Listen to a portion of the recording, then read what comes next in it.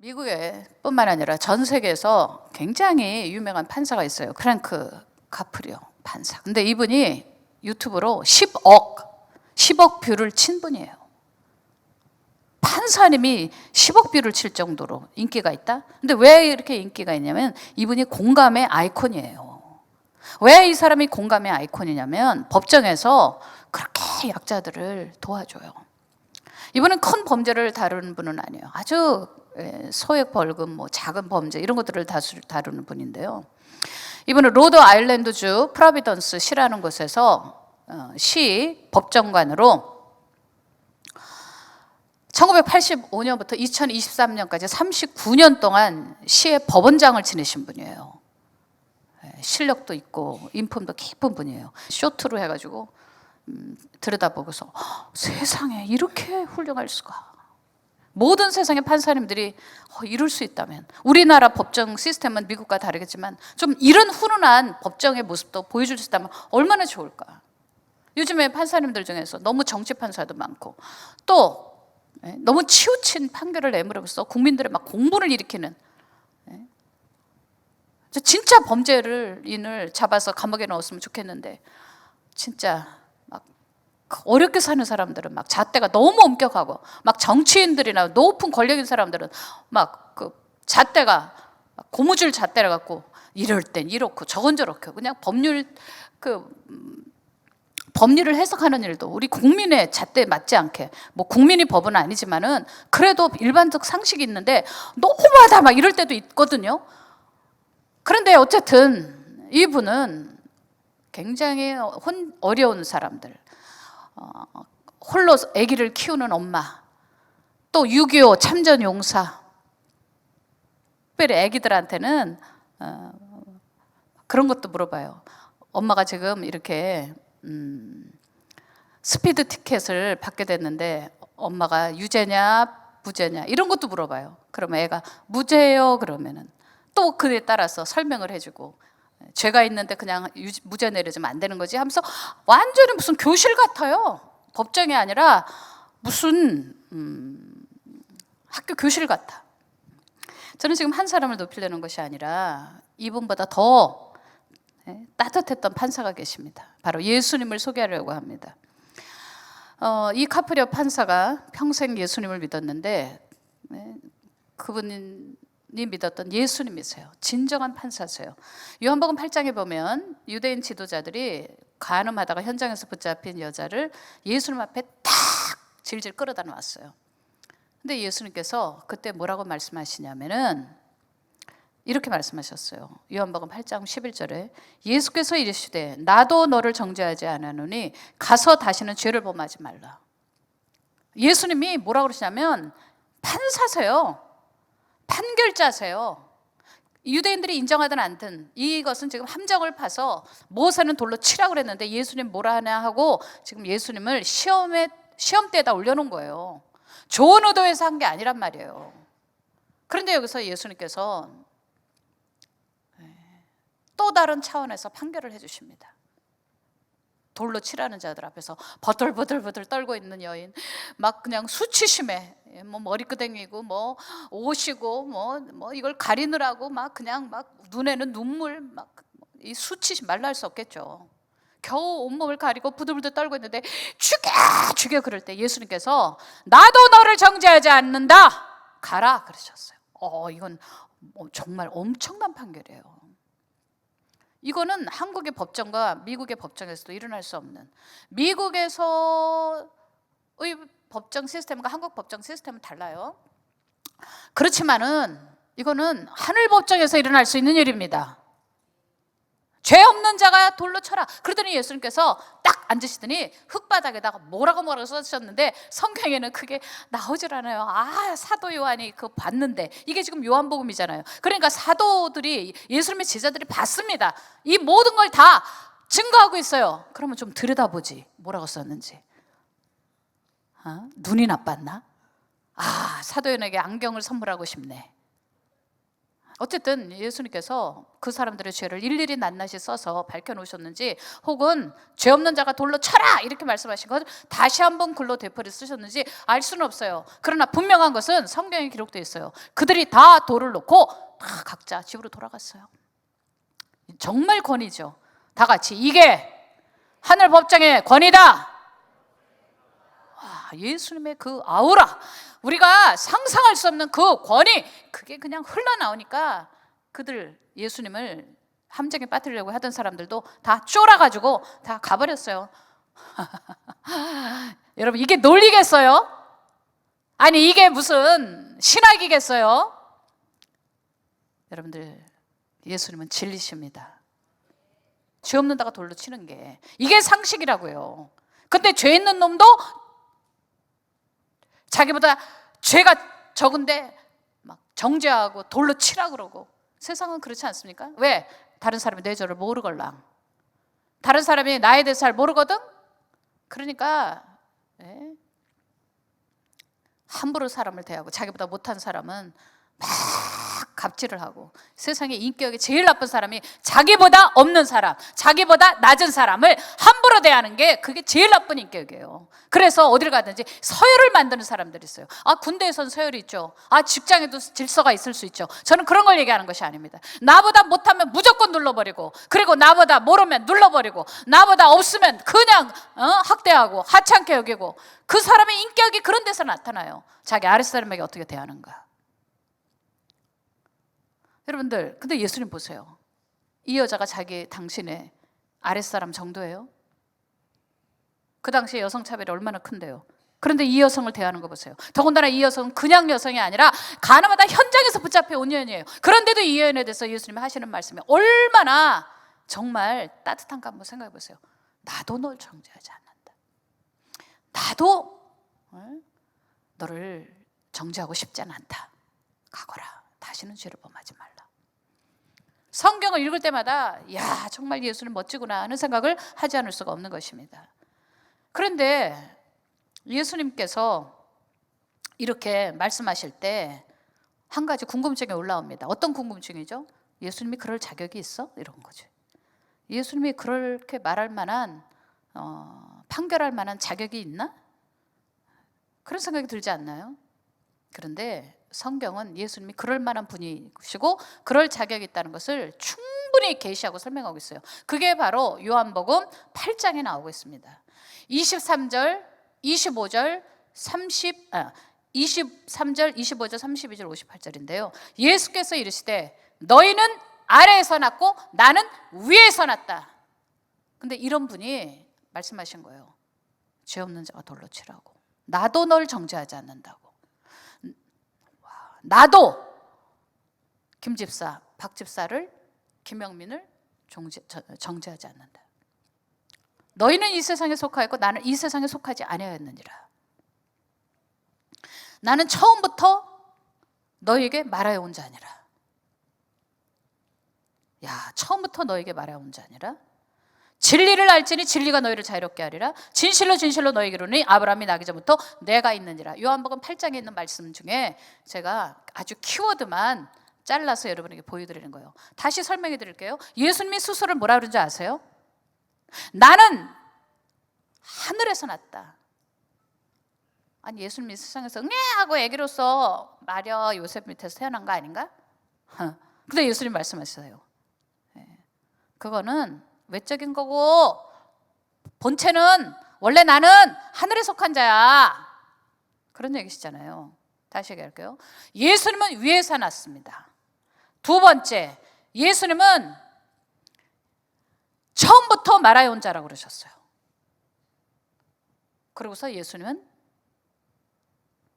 진리다라고 말씀하시고, 예수님은 하나님의 아들이라고 말씀하시면서 아들이 자유케 하면 자유케 된다 이렇게 말씀하셨어요. 이게 무슨 뜻일까요? 아시는 분? 앞으로는 설교를 같이 하고 싶어요. 예수님이 신이다는 뜻이지. 나는 신이다 그런 뜻이에요. 세 가족 중에 이거 못 알아들을 분은 없겠죠? 예수님은 신이시다. 이 말씀은 다름과 같은 의미를 가지고 있어요. 예수님은 우주를 창조하실 때 처음부터 말씀하신 분이라는 거예요. 다 같이 예수님은 우주를 창조하실 때 처음부터 말씀하신 분이다.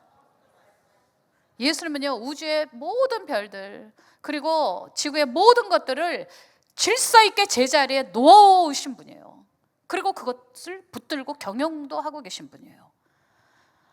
그것은 인간도 포함해요. 근데 인간은 이런 질서, 하나님과의 우리의 질서에서 벗어났어요.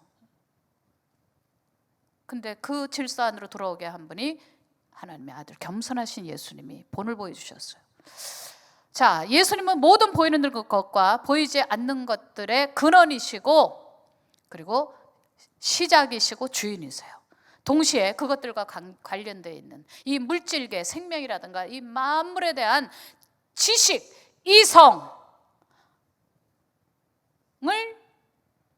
다 꿰뚫고 계신 분이에요. 거기다가 현재 시간뿐만 아니라 과거, 현재, 미래에 대한 시간 그리고 영원한 시간을 통치하고 계세요. 여러분, 시간은 피조물이에요.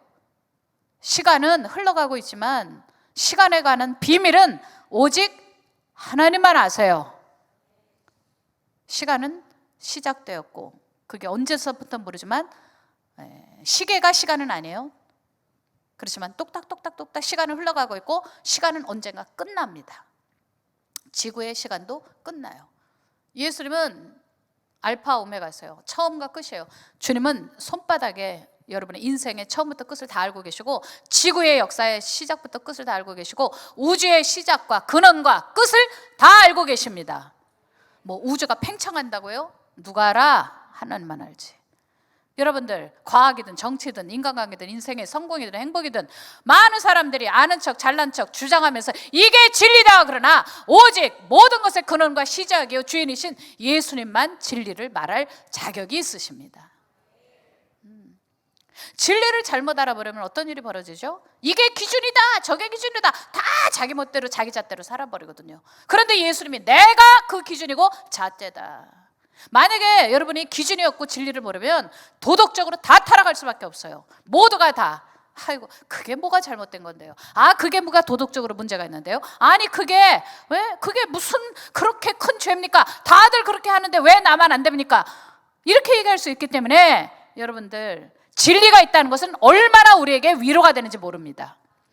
이 우주와 세상에 진리가 있다는 것은 얼마나 우리에게 큰 소망이고 기쁨의 소식인지 알 수가 없습니다. 여러분들, 그래서 예수님 말씀하신 거예요. 세상에 육체로 오셨지만 나는 이 세상에 속하지 않았고 이 세상에서 태어났지만 이 세상에 속하지 않았다. 나는 하늘에 속했다. 이런 얘기를 하시는 거예요. 이 얘기는 굉장한 것을 의미하는 거예요. 예수님이 하나님이라는 거예요. 와, 예수님이 하나님이시면서 하나님의 아들이시라는 거예요. 정말 이 신비는 성령 받아야 그냥 이해되는 거지. 뭐 이렇게 저렇게 뭐 분수 그림 무슨 뭐 또 뭐 하늘 흙 땅 뭐 어쩌고 별의별 것 가지고 다 해도요 하나님의 신성과 존재를 거기다 꾸겨 넣을 수가 없어요. 그런 순간 또 다시 변명을 해야 돼요. 또 다시 예수님이 너무 인간의 작은 틀 안에서 설명되어지는, 여러분 우리는 100년도 못 살아요. 그렇기 때문에 하나님의 존재에 대해서 이렇게 저렇게 말하면 그건 안 돼요. 그냥 성경 그대로 받아들이는 게 좋은 거예요. 성령 받으면 알게 되는 거예요. 할렐루야. 네. 그런데 여기서 예수님께서 정말 위대한 판사가 될 수밖에 없는 것은 다 같이 시간의 시작과 끝이다. 우리 그런 말 들어보잖아요.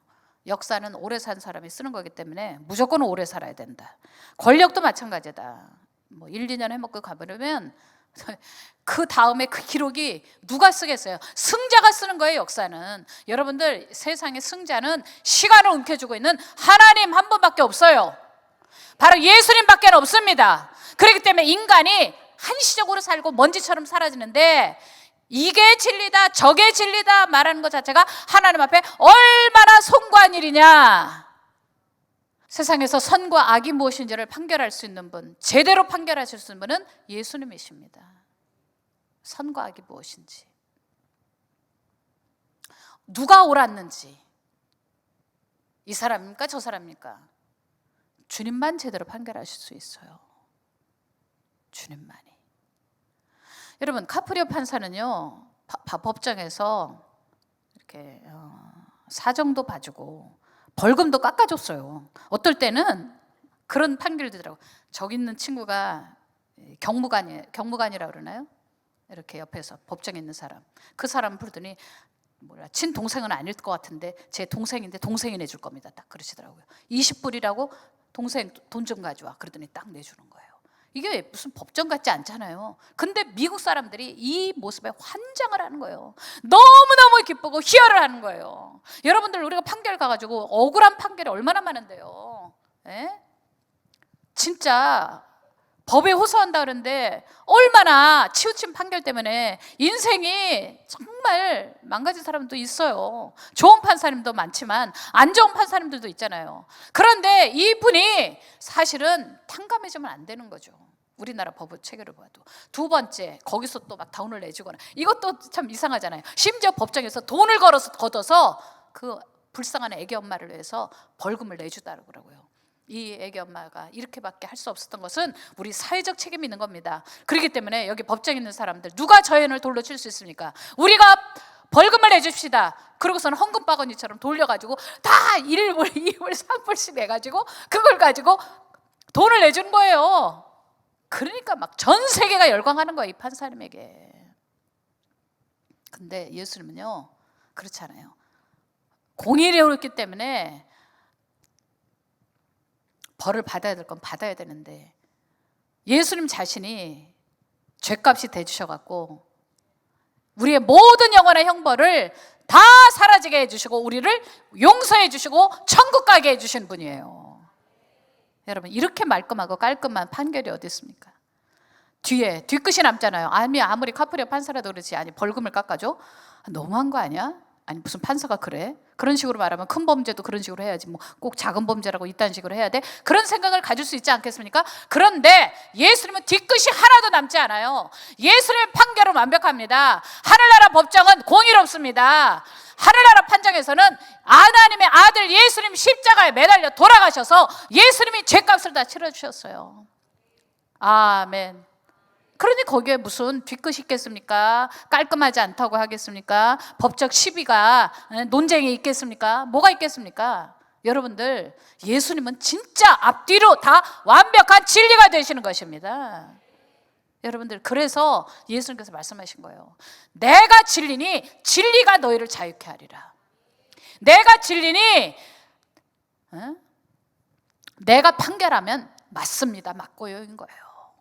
진리이신 예수님은 우리의 약한 것과 흉한 것과 더러운 것과 음란한 것과 도저히 갚을 수 없는 태산 같은 죄악들까지도 하늘 법정에서 주님께서 완전히 충족하게 하셨다는 것을 믿으시기를 바랍니다. 여러분, 진리는 다른 게 아니에요. 바로 이분이 그런 높으신 분이고, 세상에서 가장 높으신 분이고 가장 권세가 있는 분이고, 이분은 최고의 판사, 재판장, 판결하실 수 있는 자격이 있는 분이라는 것. 모든 인생의 문제에 대해서, 여러분이 겪는 것에 대해서, 궁금증에 대해서 모든 답을 가지고 계신 분이라는 것을 알아채는 게 진리의 길이지, 그냥 조금 솔직하고 조금 정직하고 조금 도덕적이고 조금 윤리적이고 혹은 그 윤리적인 사람들 중에서 저 사람은 진짜 깨끗한 분이야, 진짜 깨끗한 분이야, 그 정도 갖고 천국 가는 게 아니다. 구원받는 것이 아니다. 판결은 주님만 내리신다. 다시 얘기할게요. 구원의 판결은 주님에게 있다. 아멘. 천국 가고 안 가고 판결은 주님이 하시는 거다. 아멘. 내가 볼 때 저 사람은 천국 못 갈 것 같은데요. 이 사람은 천국 갈 것 같은데. 웃기는 소리. 천국 가고 못 가는 것은 완전한 잣대이시고 모든 구원의 기준이 되시며 완벽한 분이시고 완벽한 판결을 내리실 수 있는, 선과 악이 무엇인지를 정확하게 알고 계실 뿐만 아니라 그것을 제대로 판결하실 수 있는 유일한 주님만이 내가 천국 갈 수 있는지 아닌지를 판결하실 수 있다, 이 말씀이에요. 여기까지 이해됐다면 아멘. 제가 워낙 빨리 와가지고 빨리 말해가지고 이해가 됐는지 모르겠는데 이해되셨죠?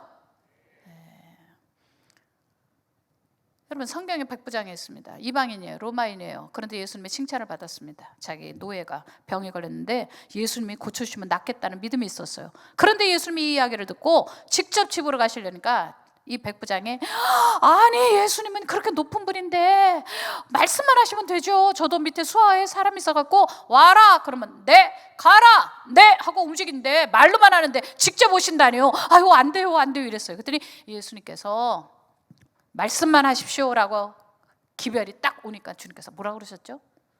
세상에 이런 믿음을 본 적이 없다. 온 이스라엘을 들어서도 이런 믿음을 본 적이 없다. 와, 아니 이스라엘의 믿음이 다 죽었나? 믿음이 어디 더 출장 갔고 여행 갔나? 도대체 믿음은 어디 있길래 이 이방인 로마인에게 믿음이 크다고 칭찬해 주셨을까요? 바로 진리를 깨달았기 때문이에요. 그 진리를 깨달았기 때문인데 진리가 뭐예요? 세상에서 가장 높은 분이 누군지 알아챈 거. 유대인들도 모르고 대제사장들도 모르고 성경을 연구한다는 서기관들 율법사들도 모르는데 유일하게 이 백부장이 알아챈 거예요. 예수님 말씀만 하십시오. 내 하인이 낫겠습니다. 와, 한반에서 말하면 믿음의 성적 1등이야. 전교 1등이야 이 백부장이. 그 당시에 따라다니는 제자들도 이만한 칭찬을 못 들었어. 12제자도 칭찬 못 들었어. 알아채지 못했어. 예수님 누구십니까? 그때까지 헷갈리고 있는데 딱 이 이방인만 예수님은 높으신 분입니다. 세상에 최고 권세 있는 분입니다. 왕 중에 왕이십니다. 이런 거 아니겠습니까? 여러분들 진리는 조금 정직한 거, 조금 의로운 편에 서는 게 진리가 아니라 진리는 예수님을 알아보는 게 진리인 것입니다. 예수님을 알아보는 거. 여러분들 군대 막이 들린 귀신 들린 사람도 그거 알아챈 건 아니지 원래는. 육체적으로는 안 게 아닌데 그 속에는 귀신들이 아우성을 친 거예요. 예수님이 막 그냥 갑자기 나타나시니까. 그러니까 이 군대 막이 들린 자가 이렇게 일찍 오셨습니까? 이렇게 얘기했어요. 왜 이렇게 일찍 오셨어요? 하고 막 이제 무서워서 부들부들 떠니까. 그 얘기는 무엇입니까? 마지막 심판 때 어차피 용 사탄 마귀를 심판하고 쪼무라기 귀신들 다 심판하실 텐데 왜 일찍 와가지고 아직 십자가도 지지 않고 부활도 하는 것도 아니고 승천한 것도 아니고 재림하신 것도 아니고 왜 갑자기 공생의 기간 동안에 저희들을 이렇게 힘들게 하세요? 막 이랬거든. 그랬더니 예수님께서 다 필요 없고 나와, 그게 권세예요. 그랬더니 영계에서 이 귀신들도 질서가 있어요. 누가 제일 위에요? 용이에요. 그 밑에가 누구입니까? 용 밑에가 짐승들이에요. 바다에서 올라온 짐승, 땅에서 올라온 짐승들이에요. 여러분들, 그리고 온갖 잡다한 귀신들이, 천사들이 타락해서 귀신들이 된 그 귀신들이 우글우글한 건데, 그 질서 안에서도 예수님께서는 마귀를 멸하러 오셨고 이 쪼무라기 귀신들은 그냥 아유 참 얼척이 없네. 나와. 내가 일찍 오든 늦게 오든 네가 무슨 말이야. 네, 나가. 그랬더니 아유 그러면요 제가 돼지 떼로 들어가게 해주세요. 그거는 허락한다. 들어가. 그랬더니 돼지 몸속으로 들어가지고 왜까까까까 그러더니 그냥 다 그 물속으로 들어가서 죽어버렸어요. 뭐 물속에서는 그 다음에 뭐 귀신들은 어디로 갔는지는 알 수는 없지만 네, 여러분들 보세요. 여기서 우리는 알 수 있어요. 귀신으로 잡혔던 그 사람이 귀신이 떠가 나니까 딱 무릎 꿇고 예수님 앞에 탁 자기를 써달라고 그러지 않습니까? 그 권세를 알아보고. 진리는 딱 하나밖에 없어요. 조금 솔직하고 조금 정직하고 조금 의롭고 조금 윤리적이고 도덕적인 게 아니라 예수님을 알아채는 게, 근데 그 예수님이 세상에서 제일 높은 분이다. 그분은 하나님이시다. 그분은 하나님의 아들이다. 그분은 위에서 났다. 그분은 처음부터 말씀하신 분이다. 창조할 때 빛이 있으라. 창조하실 때 하늘아 우주야 별들아 제자리에 놓일지어다 라고 말씀하신 분이 바로 예수님이라는 걸 알아채는 게 진리다 이 말씀이에요. 그러니 이 예수님이 너 천국 들어와 그러면 부정한 판결이 있을 수 있겠어요? 예수님이 너 천국 가도 돼 라고 말할 때 그게 치우친 판결일 수 있겠어요? 그냥 빽입니까? 빽이에요? 세상에도 백 때문에 내가 치우쳐가지고 회사 다니면서 얼마나 많은 상처를 입었는데, 아니 천국 가는 것도 백으로 갑니까? 아유, 난 그런 예수는 안 믿어버리겠어요. 이럴 사람도 있지 않겠습니까?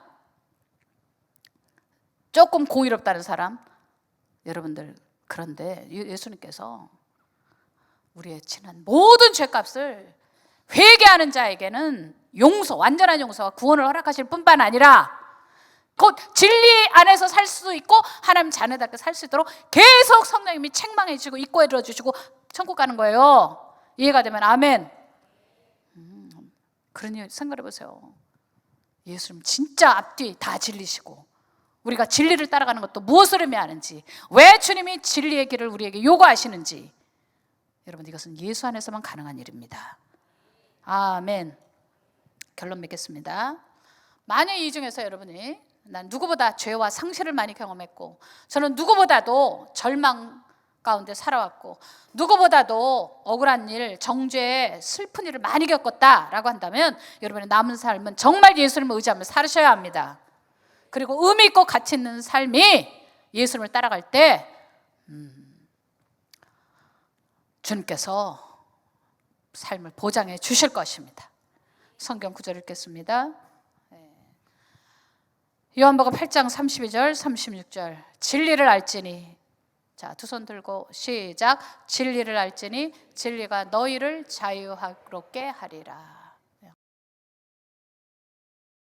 제가 믿기 전에 저의 모습을 잠깐 소개할 건데요. 저는 지금 어렸을 때 교회를 한두 번 정도 나간 기억이 있는데, 그게 집이 너무 가난해서 교회에서 도움을 좀 받았거든요. 근데 그 생활비라든지 쌀 같은 거를 받았으니까 나갈 수밖에 없는 그런 상황이어가지고, 교회는 그냥 단지 뭐 예수님, 하나님 전혀 모르고 그냥 좋은 곳이구나라고만 생각하고 어렸을 때 몇 번 나간 게 다였고요.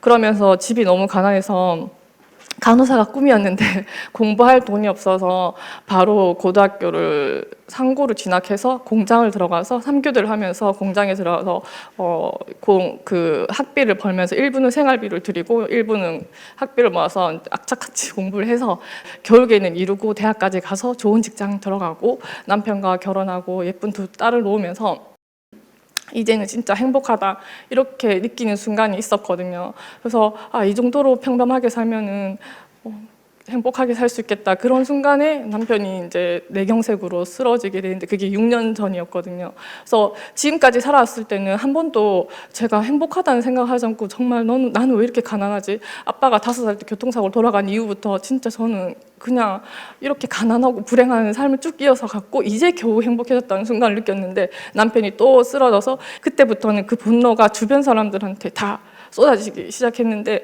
제일 심하게 상처를 받은 사람이 저희 친정 어머니였는데, 제가 친정 어머니한테 진짜 너무 말도 안 되는 아무 말로 어떻게 저한테 해준 것도 쥐뿔 해준 것도 하나도 없으면서 불행만 물려줘서 이렇게까지 저를 제 삶에서 엄마만 없었으면 더 좋은 삶을 살 수 있었을 거라고 그렇게 친정 엄마한테 너무 심한 말을 하고, 그리고 남편이 쓰러져서 너무 힘들고 슬픈 시간을 보내고 있는 저희 시어머님께는 저는 남편을 부양할 생각이 없다. 그리고 저는 새 삶을 살 거다. 거의 이기심이 그때는 폭발할 시기여서 어떻게 하면 법적으로 남편을 부양하지 않고 혼자 잘 살 수 있을까를 그걸 엄청 찾아보고, 그러면서 다신 저한테 연락하지 마라. 남편을 버릴 거다. 그냥 저는 여기 서울 직장도 다 버리고 고향 대구로 내려갈 거다. 이렇게 그 어머님한테 그 상처에 소금을 뿌리는 말을 하면서 그렇게 했고, 또 직장에서도 제가 너무 이렇게 제 인상 자체가 너무 힘드니까 직장 동료들한테도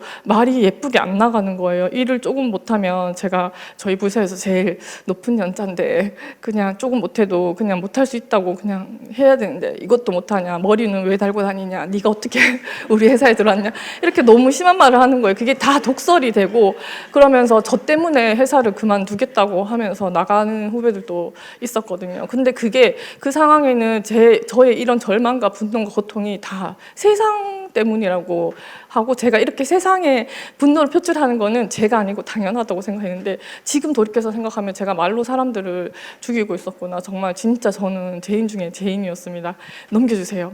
제가 저희 이제 회사를 그만두고 다 정리하고 남편을 이제 두고 도망을 가야겠다는 걸 본격적으로 준비하면서 제가 이제 회사에 퇴사를 하겠다고 알렸어요. 그랬더니 신입 간호사를 한 명을 후배를 교육을 시키고 나가라고. 그래서 제가 그거 안 하겠다고. 제가 이제 애사심도 없고 아무것도 없으니까 저는 그냥 나가겠다고 했는데 끝까지 이 지금 들어온 후배는 사정이 있어서 제가 꼭 가르쳐야 된다는 거예요. 그래서 그때도 왜 제가 이 후배를 가르쳐야 돼요? 진짜 싫다고 몇 번 거절했는데도 안 된다고. 그리고 제가 원래는 2차를 항상 가르치거든요. 심화 교육으로. 근데 1차로 이 간호사를 가르치라고 해가지고 진짜 너무 이상하다. 근데 지금 돌이키면은 하나님이 다 계획하심인 것 같아요. 그래서 이 후배를 만났는데 이 후배가 너무 온순하고 성격이 온화하고 그리고 성품이 너무 다른 거예요. 다른 사람이 내가 이때까지 만난 이기적인 사람들하고 다르고 나와 같지 않다는 걸 한 번에 알아볼 수 있었어요. 근데 지금 생각하면 그게 그리스도의 향기인가? 라는 생각이 들 정도로 그러면서 저도 모르게 한 달 동안 이 친구를 가리키는데 8시간 내내 같이 근무하면서 저도 모르게 제 사정을 다 털어놓게 되는 거 이 후배한테. 근데 10년이 넘는 차이가 나기 때문에 이 후배는 제가 어려울 수 있어요. 제가 엄청 높은 연차의 선배니까. 근데도 엄청 친구처럼 잘 지내면서 내가 지금 남편 때문에 너무 힘든데 남편이 너무 원망스럽고 믿고 그래서 이 삶을 벗어나고 싶고 죽지는 못하니까 이 삶을 어떻게든 바꿔야겠다는 생각으로 도망을 생각하고 있고 그리고 지금은 엄청 불행하고 고통이고 내 삶 자체는 어둠이야 이렇게 다 제 깊은 속마음까지 다 털어놓게 되었습니다. 근데 이제 후배가 저한테 그러는 거예요. 자기는 하나님을 믿는 사람인데 저를 위해서 기도를 해주겠다고. 근데 그게 한 번이 아니었어요. 그 한 달이 지나간 후에도 계속 자기는 새벽에 예배를 갈 때마다 저를 위해서 기도한다는. 근데 그 마음이 너무 예쁘고 좋아가지고 사실 제가 아까 이익과 계산에 대해서 철저하게 이제 생각을 하는 편이거든요. 그래서 제가 받은 게 있으면 하나를 꼭 갚는 편이긴 하거든요. 그래서 이렇게까지 저를 위해서 기도를 해줬으니까 한 번은 교회를 나가겠다고 결심을 하고 교회를 나갔는데 지금 그 한 번이 이전 것은 지나고 새 것이 되었다. 완전 새 사람이 되었습니다. 벌레같이 쓰레기같이 살던 사람이 이렇게 확 변화됐을 때 주님도 그런 보람이 있을 것 같은 거예요. 저 같은 사람을 보고 이렇게 이상했는데 이렇게 변했다고? 그런 생각을 들면서 주님 진짜 기쁘시겠어요. 그래서 제가 우리 교회 와서 처음 받은 말씀인데요. 제가 이 말씀을 너무 사랑할 수밖에 없었는데 저는 주님한테 구원을 받고 그 기쁨이 너무 넘쳤어요. 그래서 너무 모든 것이 감사했어요. 그날에 비가 와도 그 비도 감사하고 바람이 불으면 바람도 감사하고 모든 사소한 것까지 다 감사하면서 주님을 위해서 살아야겠다라고 생각하고 목자로서 평생 주님의 양을 위해서 중보하는 그런 삶을 살겠다고 결심을 하게 됐고 이 말씀에서 제일 기쁜 거는 저도 주님에게 사랑을 받고 구원받은 게 너무 기쁜데 주님이 저 때문에 기쁘시대요. 그래서 이 말씀을 잡고 엄청 많은 기도를 했어요. 자주. 저는 주님의 기쁨이 되고 싶어요. 정말 어떤 고민이 있을 때도 어떤 선택을 하면 주님이 기쁠까요? 그게 저의 기도의 항상 중심이 되었고 또 제일 사랑스러운 말씀이 잠잠히 사랑하셔서 이 말씀인데 사실 애기들이 한 2살 돼서 아장아장 걷기 시작하면 부모님들이 그 애기를 보면서 꿀이 떨어지잖아요. 그러면서 넘어질까 이렇게 팔 벌려서 아장아장 걸을 때 뒤를 쫓아가면서 항상 이렇게 봐주시잖아요. 그러다가 애기가 넘어지면 얼른 가서 일으켜서 잘하고 있다고 털어주고 아니면 잘 걸으면 진짜 잘한다고 칭찬해주고 그런 진짜 무조건적인 사랑 그런 사랑으로 좀 잠잠히 사랑하셔서라고 말씀을 받아서 이 말씀을 진짜 사랑하면서 계속 묵상하면서 많은 기도를 드렸고요. 그러면서 제가 삶의 제일 큰 변화 중에 하나가 사랑과 용서인데 제가 너무 이기심이 가득 차고 욕심이 많고 그리고 제가 사랑이 별로 없어 사람을 별로 좋아하지 않는 성격이라서 진짜 제가 진심으로 사랑하는 사람이 이 세상에 있었나 싶을 정도로 저는 사람을 좋아하는 사람이 아닌데 저희 친정어머니께 그렇게 많은 나쁜 말, 독한 말을 많이 했었는데 그 성경에 부모를 공경하라고 그게 너무 마음이 아픈 거여서 그걸 놓고 주님 제가 이렇게 잘못했는데 지금이라도 잘하면은 용서해 주실 수 있나요? 라고 주님께 그렇게 기도드렸더니 주님께서 이때까지 5살 때 저희 아버지가 돌아가셨는데 저희 애가 5살 때 남편이 쓰러졌어요. 그러면서 그 엄마가 얼마나 힘들게 살았을까라는 그 장면을 보여주시더라고요. 그래서 그때부터 지금 단 한 번도 하지 않은 효도를 주님 때문에 효도를 지금 하고 있고요. 그거를 제일 많이 느낀 저희 친정어머니도 지금 다시 예수님 믿고 교회를 나가기 시작했고 그리고 제일 큰 삶의 변화는 담임 목사님께서 강조한 말씀과 기도인데요. 매일 1시간, 최소 매일 1시간 기도를 하고 있고요. 매일 성경을 읽고 있고요. 너무 힘들어서 성경을 펼 수도 없는, 그렇게 12시간 근무하고 나오면 기절을 할 정도로 너무 힘들 때는 펴요. 일단 내가 안 보고 넘어가는 그런 날에는 왠지 사단이가 좋아할 것 같은 거예요. 예수님은 싫어하고 사탄이 좋아하는 일을 절대 하지 말자 해서 어떻게든 피고 한 장이라도 읽으려고 노력을 하거든요. 그래서 이거는 매일매일 꼭 지키고 있습니다. 지금 또 남편은 세포부터 우주까지 다스리시니까 남편도 다 낫게 해주신 것도 너무 감사하고, 부족함 없이 살게 해주시는 것도 너무 감사하고, 아이들이 지금 우울한 거 전혀 없이 밝게 자라는 것도 너무 감사하고, 주님 진짜 위대하시고 광대하시고, 그리고 저한테 어떻게 이렇게 세심하신지 너무 멋있다고 맨날 이렇게 찬양하거든요. 근데 저 시편 145편 말씀을 놓고 많이 기도하거든요. 그래서 저는 지금 제가 한 건 하나도 없고 주님이 진짜 너무 많이 부어주셔서 은혜로 살고 있어서 지금 또 오늘도 행복하고 기쁜 삶을 살고 있습니다. 들어주셔서 감사합니다. 모든 것이 주님의 은혜였습니다.